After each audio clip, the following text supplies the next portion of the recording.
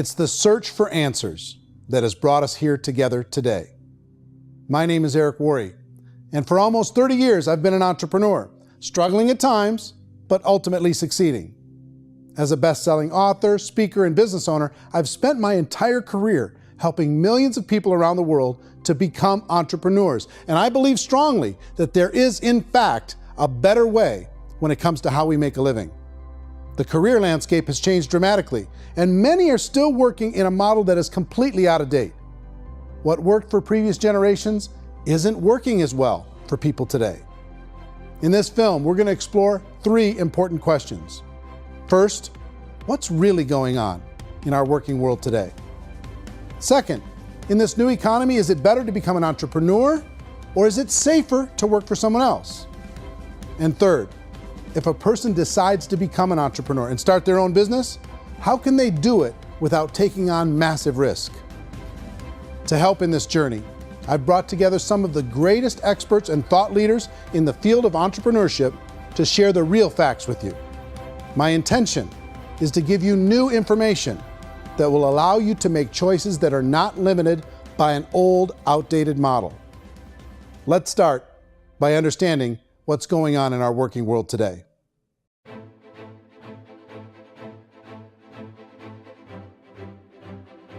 Let's look at unemployment. 30–40% of the people are honestly not working, but would be working.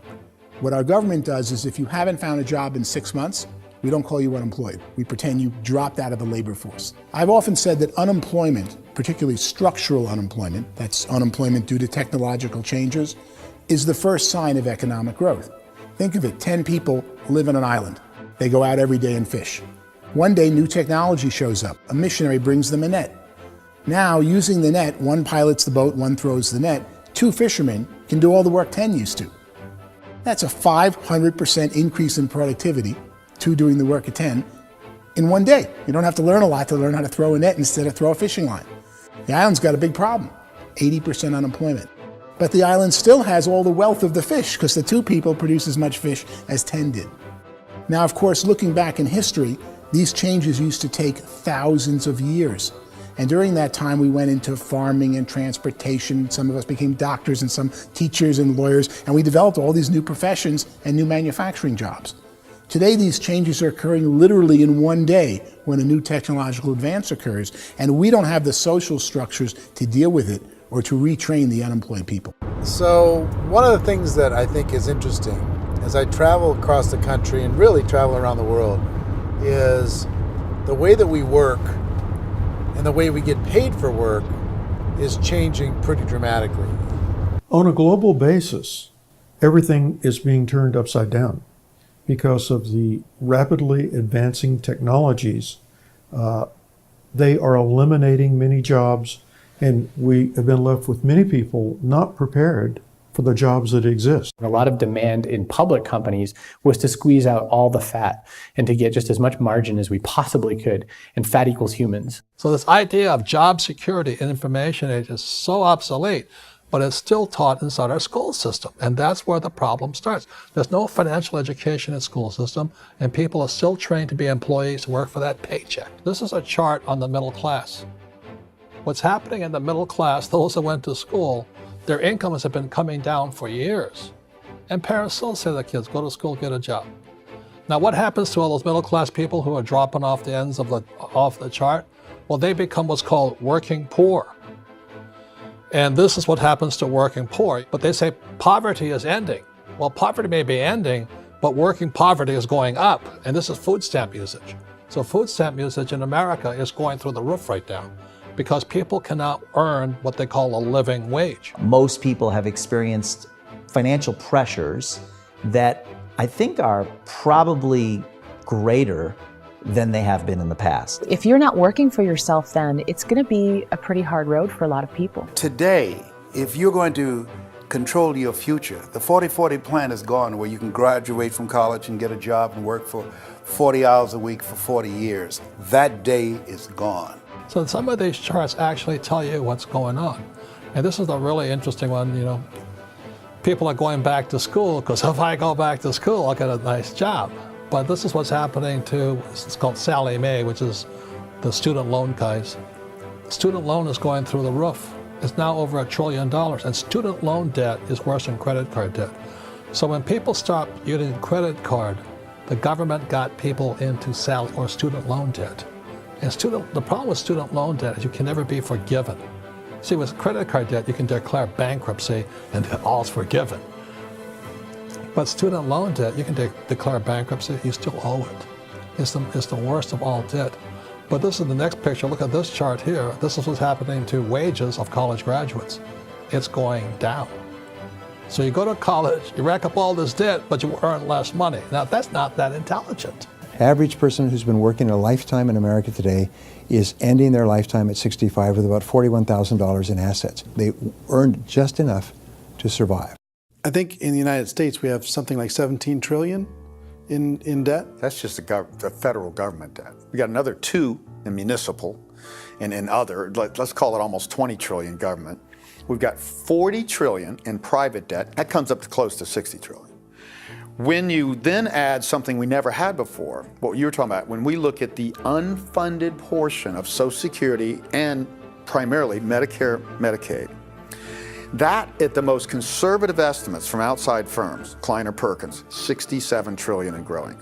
That's more than all our other debt. There's less conservative estimates that say it's 84 trillion or higher. I added up conservatively $127 trillion in total debt. Debt is a financial drug. When you take it to excess, it's like taking a drug. Yeah, it makes you feel better, it enhances your performance, but at a huge cost, eventually it kills you. And so that's what happens. We keep doing more and more debt, and you get less and less results, just like a drug, until the debt gets so high that it crushes the whole system. That's where we're at, 8.2 times GDP. You know who I feel sorry for? I feel sorry for the person who dreads going to work, who is sick to their stomach on Monday morning, who hates their alarm clock, who gets a little glimmer of hope on a Wednesday because it's hump day and says, thank God it's Friday. And they live for those 2 days a week where they get to be themselves and they don't have to be around people they don't like, and they don't have to play the political game in the office, and they don't have to live this half life. The person that works 50 weeks a year just to be able to have the 2 weeks for vacation. And you know what happens to most of them nowadays? They don't have a vacation. They have a staycation. They have time off of work, but they don't get to go where they want to go because they're overextended. They've got all this debt. They got all this situation. They hate their alarm clock. They can't sleep until they're done. They have to spend most of their life in traffic. I feel sorry for that group of people because there's a better way. They just don't know it. I see this really interesting attempt at rugged individuality in a 6x8 rectangle. And I feel like you're all the same, except for the little push pins of the pictures. There's different pictures. Yours is named Jenny and his is named Sujara, but it's the same people. And this is how they are, and they're just like the zombies, and there's no joy in there, there's no fun. There's always like the wacky woman who decorates her cubicle, and that's the most she can do there. You got to give her credits, right? The wacky cubicle woman. The basis for their life is worry. I'm worried, you know, maybe I'll get fired. I'm worried maybe my company will go out of business. I'm worried I can't keep spinning the plates on paying the bills. I'm worried about how do I send my kids to college. I'm worried, what if the transmission of my car breaks? That's, you know, 2 or 3, I can't fix it. People live in a sea of worry, and it eats at them. Those signs that people held up during the Depression didn't say looking for gainful employment in a cubicle. It said looking for work. Work is what we're looking for. Job is just a unit of measurement. Work is what we're going after. It's time to look in the mirror and say, it's not the economy, it's my economy. It's my little world of where I am. I need to improve. I'm not going to wait for the economy to come back, because frankly, the economy is doing great in this country. So I'm here on Wall Street, the financial center of the universe, the financial capital of the world. This is where most people's money goes to at least be held for a time, right? With interest rates in banks being effectively zero, and many experts are predicting it's going to stay at zero for the next 10, 20, even 30 years, people feel like they don't have any choice but to put their future into equities, to put their future into the hands of other people on this stock market, and hope that the stock market goes up, hope that the stocks that their advisors pick or that they pick goes up. That's one way to go, I guess. It's my personal belief that if you put your future into the hands of yourself, in other words, you have earning power by yourself, I think you're a better investment than these guys. I think you controlling your future is a better option than handing over your retirement to these guys. The average household income in the United States is approximately $50,000 a year, what they call the middle class. To reach the top 25% of income earners, you'd need to earn at least $90,000 a year. To reach the top 10% would be a household income of $140,000, the top 5%, $190,000, and to be in the top 1%, you'd need a combined household income of at least $380,000 a year. So here's the question. What do you think would give you the best chance to move up and get to the top 10%, the top 5%, the top 1% or beyond? In my opinion, and in the opinion of many, many experts, the answer is to become an entrepreneur, to become your own boss.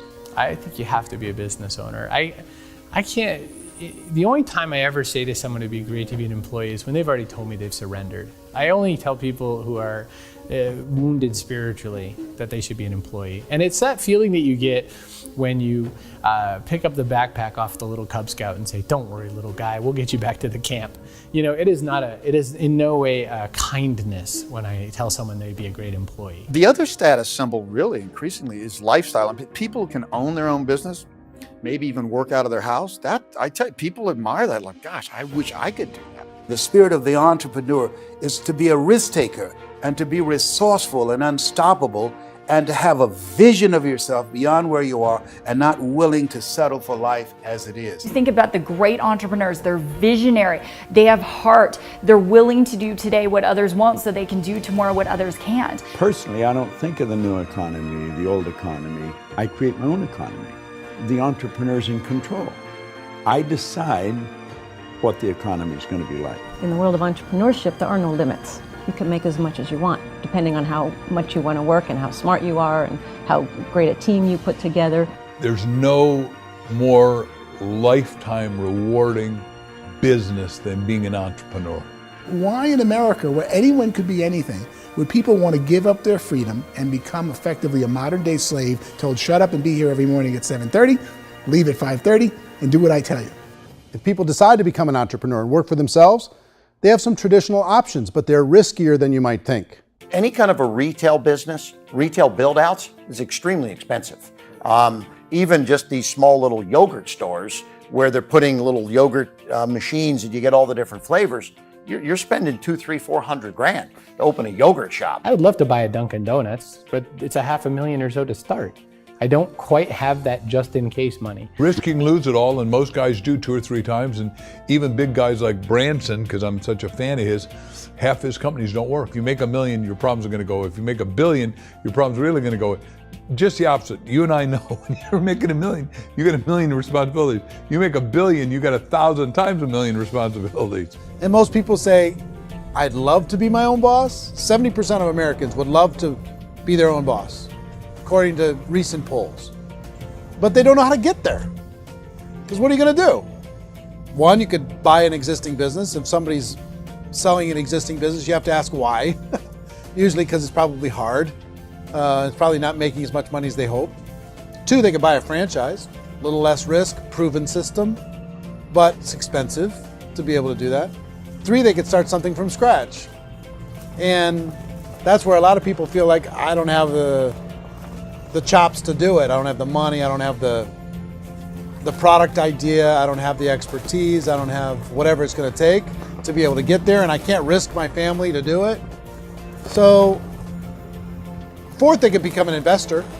A lot of people in this town invest to try and figure out a way, but you got to be pretty smart with that game too, right? Venture capitalists, who are the very best and most sophisticated in investing in new breakthrough businesses, make it on 1 out of 11. That means 10 out of 11 are mediocre or fail. Most of them fail.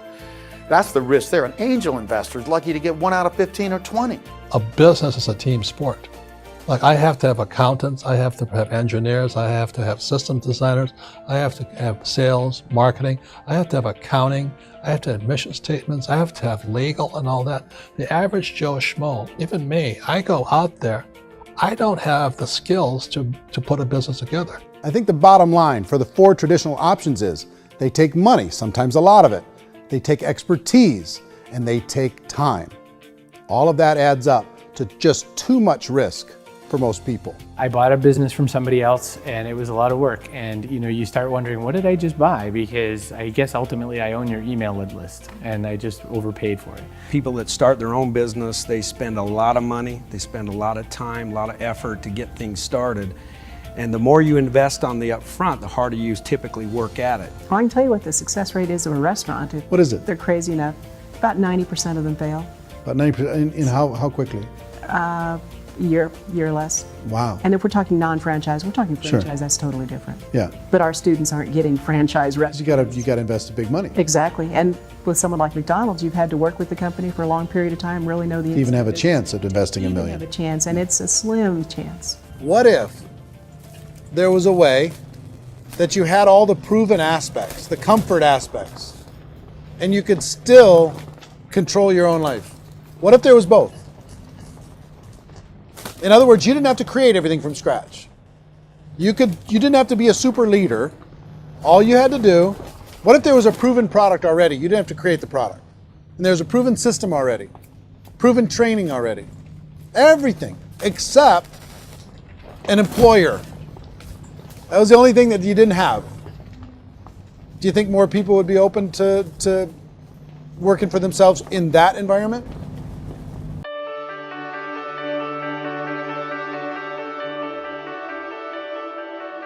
In our search for a better way to make a living, we've come to the conclusion that becoming an entrepreneur is actually safer than being an employee. And through our look at the entrepreneurial options, one particular path kept coming up from expert after expert. And I think most people will find it surprising because it's certainly a non-traditional business model. That model is for people to start their own business and become an entrepreneur through the creation of a network marketing business. Some people call it direct selling because the product is being sold directly from the manufacturer to the end consumer, cutting out the middlemen. Other people call it multi-level marketing, or MLM, because there are multiple levels of commissions paid. The most common term today is network marketing, because network marketing best describes using a large group of independent distributors, independent entrepreneurs, to move a product or service more efficiently. So my friend here, Donald Trump, and I, we always write about the network marketing industry. And the reason we support the network marketing industry is because it really is a business school for entrepreneurs. Because most people come out of school looking for a paycheck. Oh, that's terrible. I went to network marketing like that. I think if it didn't exist, we should invent it. It is that good. I think direct selling is a great way to do business today. It's very easy to get into that industry, and you can be self-employed, be in effect an entrepreneur. When we see multi-billionaires adding network marketing companies to their portfolio of companies, that would be a clue. When we see people who are very famous authors and very famous business people endorsing the industry, that would be a clue. These network marketing companies aren't $50 million companies, they're billions and billions of dollars. They lead the stock market, they're major companies. When we're going to get it? You know, and you're going to school to work for a paycheck, but if you want to be rich, be an entrepreneur, and network marketing gives you the spirit to be an entrepreneur. A traditional company will spend up to 50% of their total revenue on marketing. Network marketing companies use a different approach. Instead of having all that extensive marketing expense, they utilize a network of independent distributors to do the marketing for them. Now, why do they do this? First, because word-of-mouth advertising is so much more effective today than traditional media advertising. Second, some products need to be explained or demonstrated and an independent salesperson can do that more effectively than an ad campaign. Third, it's completely efficient. The company only pays for the marketing of their product if a sale happens and not before. Imagine if Amazon allowed you to become an independent distributor and paid out 40% of its revenue to that distributor group. All you had to do as a distributor was recommend a product, and if a person bought it on Amazon, Amazon would take care of all the logistics and you'd get paid for bringing the customer. Now imagine you got paid for every purchase that customer made for the rest of their lives. Well, Amazon doesn't offer this option, but network marketing companies do.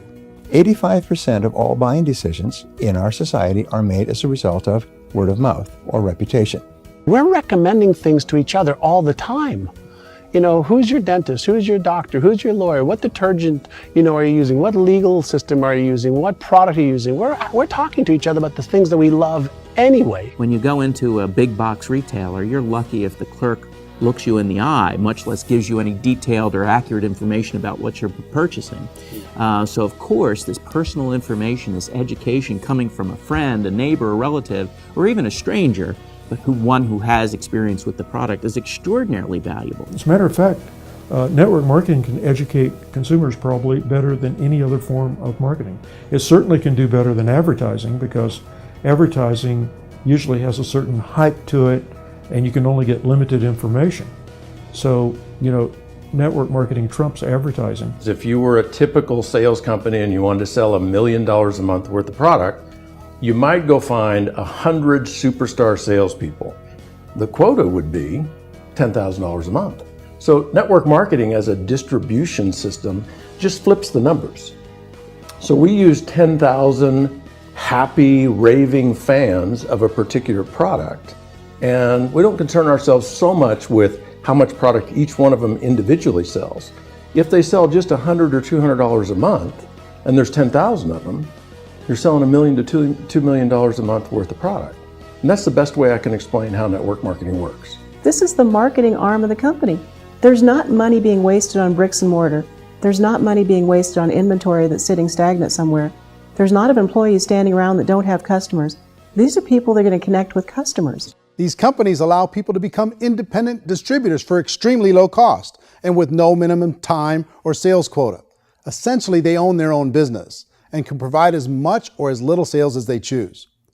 In other words, the distributor gets all the benefits of traditional business ownership without the risk. The advantage of network marketing is the ease of entry, the low risk, and the low startup cost, because almost everything else has very high risk. You can get in for a minimal investment. You're buying into a system that's already been proven, products or services that have been proven to work. The keys to network marketing is providing an opportunity for the masses to get involved, providing an opportunity for the average person who doesn't have the resources to start their own business. All of this so far is fairly straightforward, but network marketing offers another benefit, and it's this benefit that makes it so interesting for entrepreneurs. Network marketing allows a distributor to build their own network of other distributors and then compensates them on the sales created by that entire group. Direct selling is, at its base, very simple. It's the sale of a product or service to an individual on a face-to-face, one-on-one basis, just the way we're talking right now. But there's an important element as well, and that's the offering in conjunction with that sale of product, the offering of an opportunity for someone to make something of themselves. No matter what your social status is, no matter what language that you speak, I mean, look how many unbelievable people are becoming successful to speak every kind of language out there. What an awesome gift to give the world. Instead of having to work your way up in a system and prove that you could be a sales manager, they just decided everybody can be a sales manager. Everybody gets to build a sales team from day one. And so what that brought into the system of growth as a direct selling company is the concept of compounding or geometric progression. Because now you can actually grow a sales force very quickly because everybody is enrolling people in their own sales force. People who are like, oh, this is weird, I'm building a sales team, or what do you think you do at a regular company? How do you think a regular company works? Network marketing is the only industry that doesn't say your past determines your future. It looks at your past and says, okay, now what can we train you to do so you can have a great future? Every other employer out there wants to exploit you for what you already know, not teach you something new. Network marketing has the potential to save the United States and the world because it's going to teach people not to be employees, but to be entrepreneurs.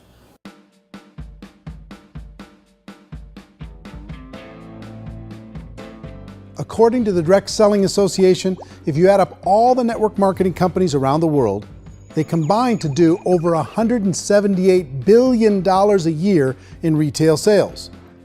To give you an idea of how big that really is, the NFL, the National Football League, does approximately $9 billion a year. The music industry does a little more than $16 billion a year, and the movie industry does about $80 billion a year. Using a conservative average, network marketing companies pay their distributors about 40% of that $178 billion in the form of commissions, which adds up to more than $71 billion a year. That's almost $6 billion a month. It's almost $200 million in commissions every single day. So it's certainly working, and people are making serious money in network marketing. With the growth of the direct selling industry over the last 10, 15, 20 years, we've seen a broader understanding of the channel. We have seen more and more people getting involved in the business, so our penetration in the marketplace has increased, and thus the understanding in the marketplace of who we are has increased. And we've seen non-direct selling companies look at the direct selling model and say, something's going on there. People are making money, companies are being profitable, individuals are being motivated, product is being delivered to market. Maybe we should explore this. Some people think only the people at the top make money. Well, let's take a look at that as well.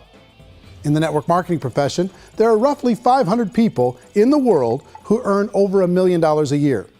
If you round that number up to $2 million a year, that adds up to about $1 billion a year. That takes the $71 billion paid out each year down to $70 billion. So where does the rest of the money go? The vast majority goes to part-time people making anywhere from a few $100s a month to many thousands of dollars a month. It goes to people who choose to make it a full-time career move and earning even more than that. Every day, people are using the money they earn through network marketing to pay off debt, have more fun, and improve the quality of their lives. Everyone I know in network marketing has been doing that since the 50s. They go to work when they want to go to work. They stop working when they want to take time with their children to have a leisurely breakfast and discuss issues and drive them to school. They go back to work when they get home, wherever they're working out of. The biggest thing that I've seen is people that have become much happier in their life. MLM has probably made more millionaires of more people in more countries, and I've spoken to them in 67 countries, than any other single form of business, starting from nothing. If they have a choice between working a job for the next 10 years or working a network marketing business for the next 10 years, the result of working the network marketing business will be better. A lot of people within the industry go on and make this a career and do extremely well at it. Network marketing has been nothing but good for everyone I know that's been involved with it because they did it seriously and they played full out and they've been very successful. It's been a constant barrage of success stories and people showing off stuff that they got as a result of it. How many people are involved? Approximately 16 million Americans and 96 million people around the world are currently participating in network marketing. And in a recent poll, 82% of those people report a good, very good, or excellent experience with network marketing. So people are happy.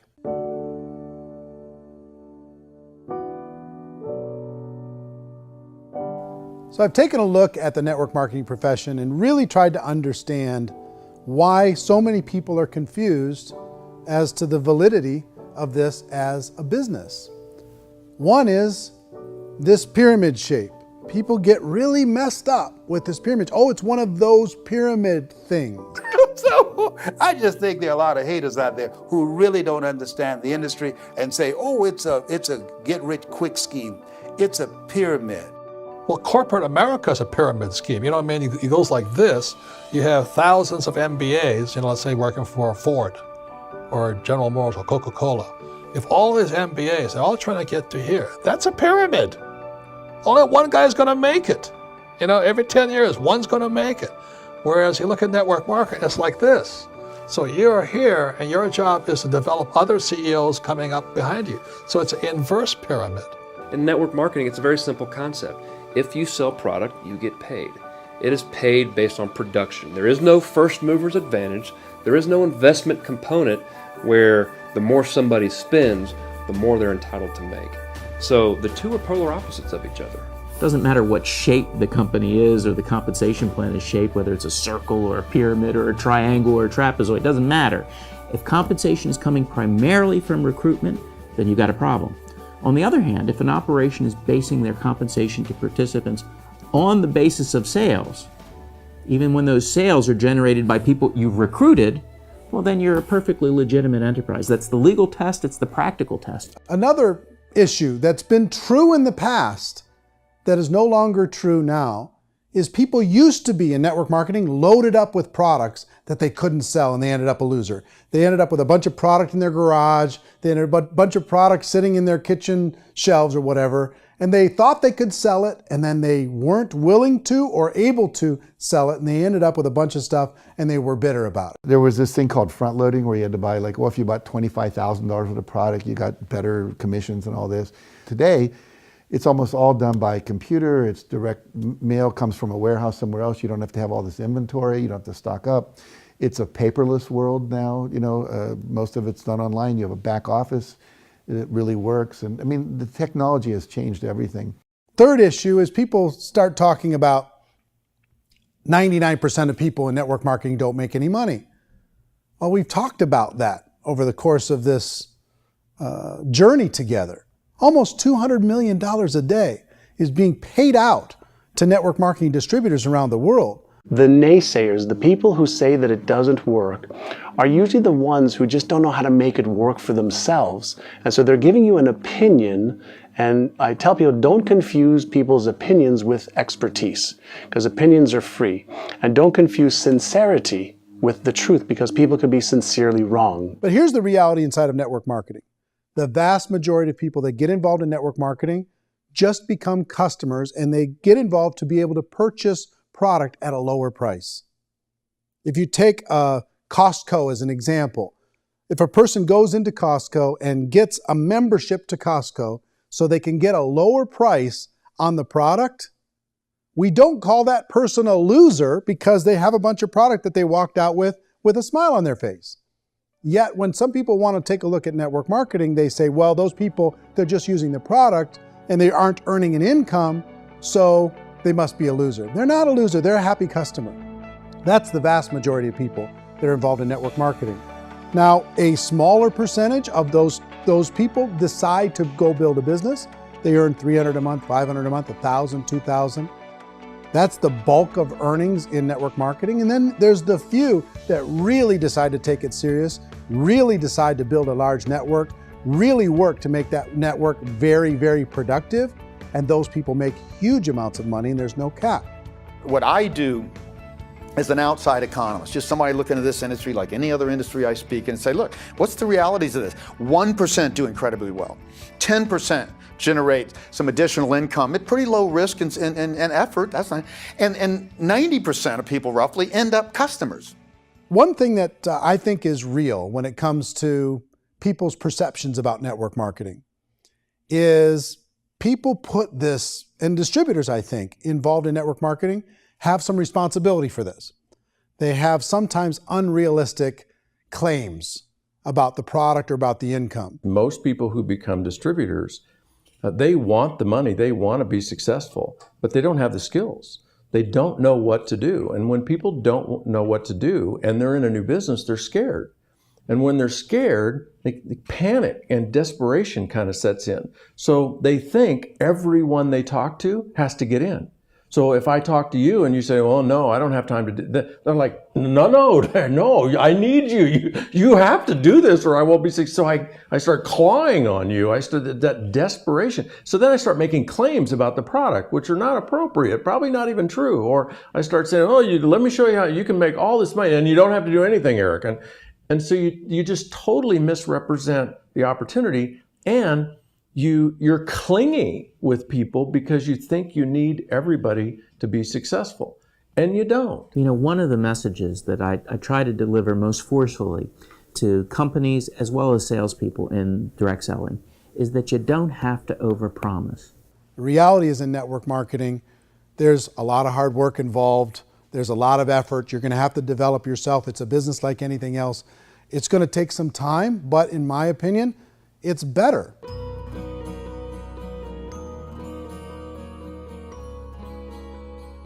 It's light years better for people starting today than it was even 5 years ago. I think it's more widely accepted now, and people understand it is a business. It is being an entrepreneur. It is being a business owner. Our belief system is based upon our evaluation of something, and frequently if we reevaluate a situation, our belief about that situation will change. The industry has changed and it's grown up. It's totally transformed. You've got young people today that have grown up with social media, and they understand networks. They understand how people are connected through technology, and they understand how money flows through those networks.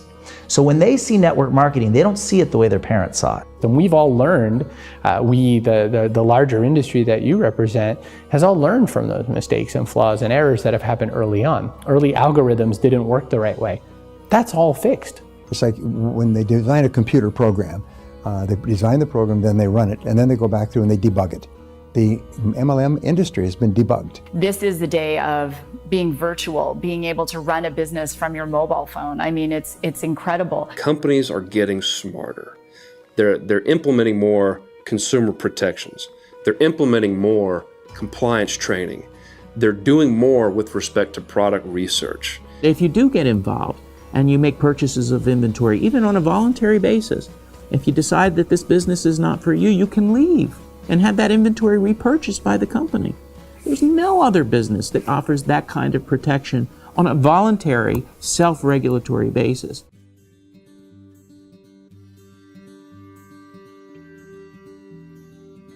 If you decide to look further into a network marketing business in order to generate more cash flow for your family, I would recommend reviewing the following 4 elements.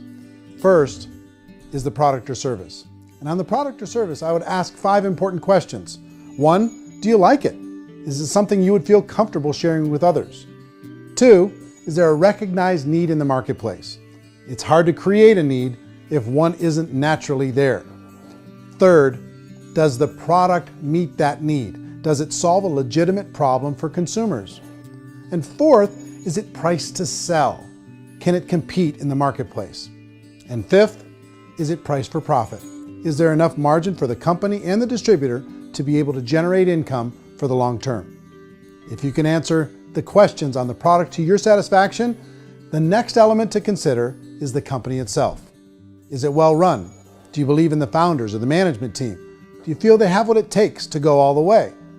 See, it doesn't matter how good the product is if the management can't take care of the company. Good management can change with the times. They can handle adversity. They can make good decisions. Make sure you choose a company that can serve you for a long time. The third element to consider is the compensation plan. And with that, there are 3 important things to look at. First, a brand new person needs to be able to generate some money fairly quickly. It may be an obvious reason, but you can probably imagine the ripple effect of a distributor getting involved and having even a small victory fast. That can only help with the overall success of the organization.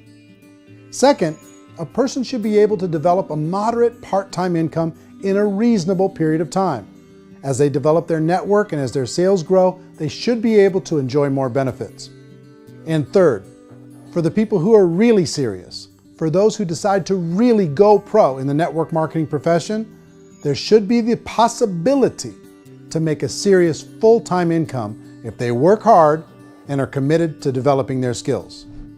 If you're comfortable with the product, the company, and the compensation plan, the last thing you should look at is the support that will be made available to you. Does the company have a website? Does it have a solid online reporting tool? Do they have comprehensive training available? Do they host events to help you build your business? If you decide to do this, what kind of a support system can you plug into? Choosing a network marketing company is a personal decision. But evaluating the 4 elements of product, company, compensation plan, and support is a great place to start. Is the company promising that you're going to get rich quick or that you can make a lot of money without a lot of effort? That's a red flag. Is there a product that you really believe in that you think can be sold? Or are you being told by salespeople or the person who's trying to recruit you or by the company itself that don't worry about the product, all you have to do is recruit other people into the business? Red flag, warning sign. If you're hearing that, take a second or even a third look. Get to know the customers, the products, the business, have some success, and see where the opportunities might take you to move up in the organization. You want to find out, how concerned are they about my education, my training, and my development? Is there a space for me to grow? Most important question. Learn everything that you can about the product. Make sure it's something that you believe in, and learn everything you can about the industry and work that system. You have to be very passionate about whatever that company is doing. I would get involved. You can always test drive anything, the product, the service, the community, and then lean into it a bit. If it feels good, then lean into it a lot. Behind me is the Lincoln Memorial. And this is a place where Martin Luther King Jr. had his famous "I Have a Dream" speech. And at that speech, he talked about his dream for equality for everyone around the world, and that's a noble dream. But I think more people need to remember what it was like when they were kids and the dream was still alive in them, before it got beaten out of them by reality, by this paycheck, by these responsibilities, and by having to live for this job to pay the bills. I think people need to remember that, go back to that. Once they know that there's a better way, I think their future is going to be much brighter. They can live a better life.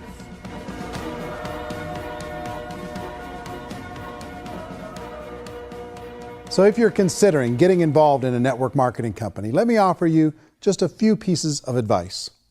First, network marketing isn't perfect. It's emotional, it's challenging. Like any entrepreneurial venture, it can have its up days and its down days. But if you have an entrepreneurial bone in your body, it's just better. Second, if you're gonna do it, decide to be professional. Decide to go pro. It's better to do that than just be this amateur sticking your toe in the water. Third, as any professional, you're gonna have to learn some new skills. And I promise you, inside of the network marketing profession, they're not too difficult to learn. Fourth, like anything worthwhile, it's gonna take some time.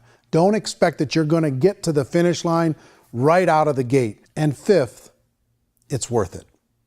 It's worth it to be able to take charge of your life again. It's worth it to be able to control your own financial situation.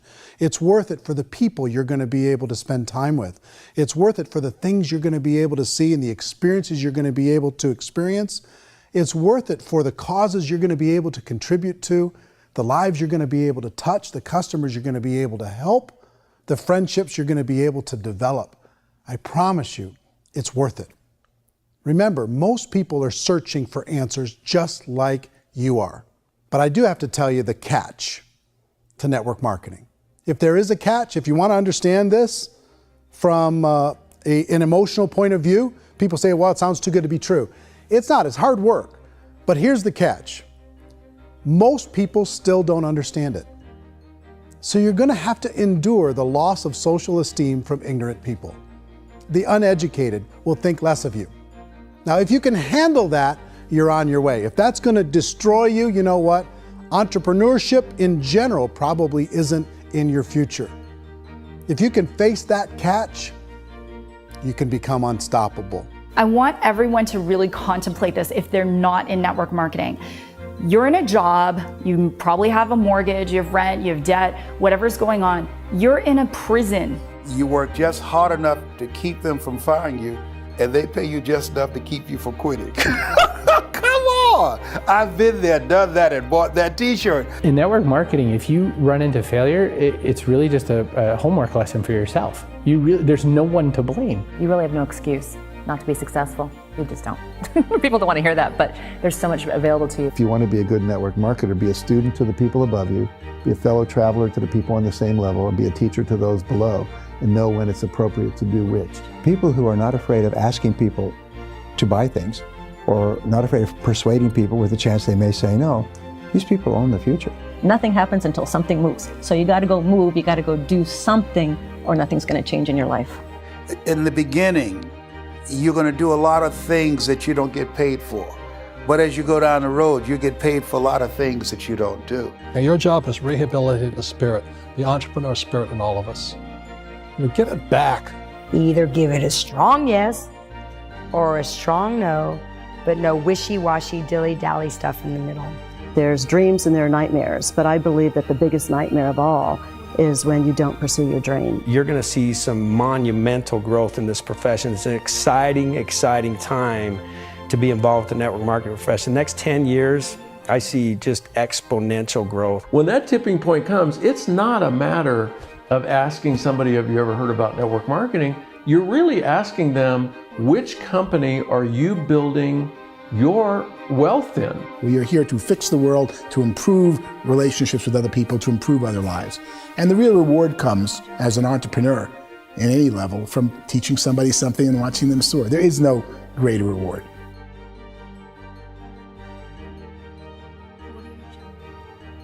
Life's too short to spend it living someone else's dream instead of your own. It's too short to spend it living at a fraction of your potential. Can being an entrepreneur be a challenge at times? Sure. But here's what you get in exchange. It can be yours. Something that you built, something that you created, something that you made happen. This balloon represents your dream. It represents entrepreneurship. My wish for all of you is that you would reach out and grab it. The choice is up to you.